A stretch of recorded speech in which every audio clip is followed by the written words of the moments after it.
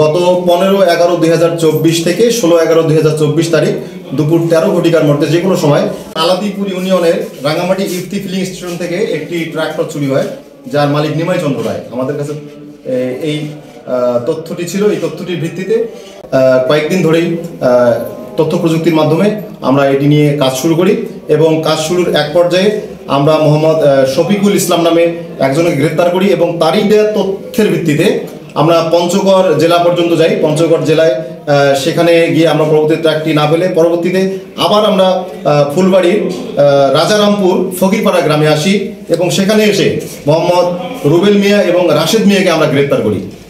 এর পরবর্তীতে রুবেল মিয়ার বাড়ি থেকে আমরা দুটি ট্রাক্টর উদ্ধার করি। তার মধ্যে একটি ট্রাক হচ্ছে নিমাই চন্দ্র রায়ের, যে ট্রাক্টরের সমস্ত যন্ত্রাংশগুলো খোলা ছিল।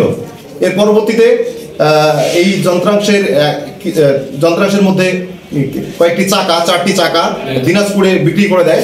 পরবর্তীতে আমরা সেটি আজকে দিনাজপুর থেকে সেই চাকাগুলো উদ্ধার করি এবং সাথে যে আরেকটি ট্রাক্টর ছিল সেটিও একটি চোরাই ট্রাক্টর সন্দেহে আমরা সেটিকে আটক করি। আমরা চুরির ব্যাপারে সাঁড়াশি অভিযান শুরু করেছি চোরদের ব্যাপারে।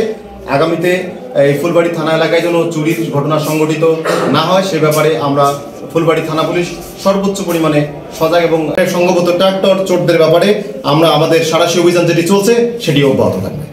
আমি নিমাই রায়, বারাইহাট, ফুলবাড়ি, দিনাজপুর।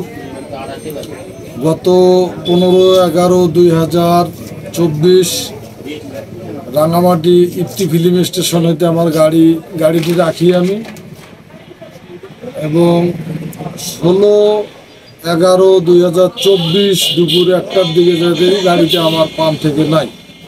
গাড়িতে জিপিএস লাগা ছিল, জিপিএস ট্রেনিং এই ট্যাগ অনুযায়ী আমি গাড়ির লোকেশন দেখি উলিপুর বাজার, চৌপতি উলিপুর পর্যন্ত যাওয়ার পরে সেখান থেকে এই যে জিপিএসটি পাই, ওখান থেকে জিপিএসটি হাতে নিয়ে ঘুরে আসি।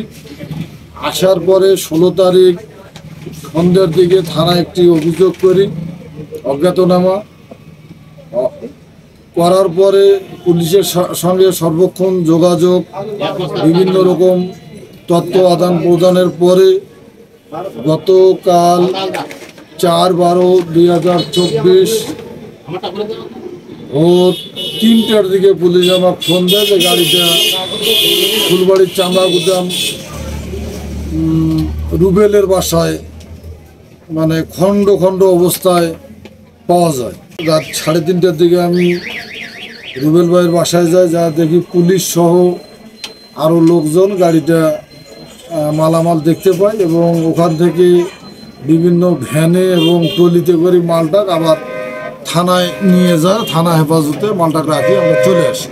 আমার ভাইকে তারা ফাঁসাইছে, বুঝছেন? আমার ভাই তো জানতো না, সেটা তো 24 দিন আগে নাকি গাড়িটা চুরি হয়েছে, কিন্তু আমার ভাই তো কিছুই জানতো না সেটা।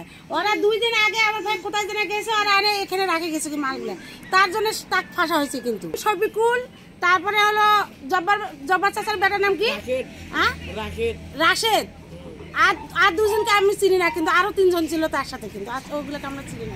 এরা মাল নিয়ে আসে রেখে গেছে, মাল এনে মনে করেন যে পরশুদিন রাতে মনে রাখছে এখানে, কিন্তু আমরা কেউ জানি না। সকালে আমরা পুলিশের সামনে আমরা দেখছি যে মালটা এখানে, তারপর সামনে তার সঙ্গে সঙ্গে মনে করেন বের হয়েছে। বের হওয়ার পরে ও জিনিসও দেখাই দিছে যে ভাই এখানে জিনিসগুলো আছে, দেখেন সামনে জিনিসগুলো আছে।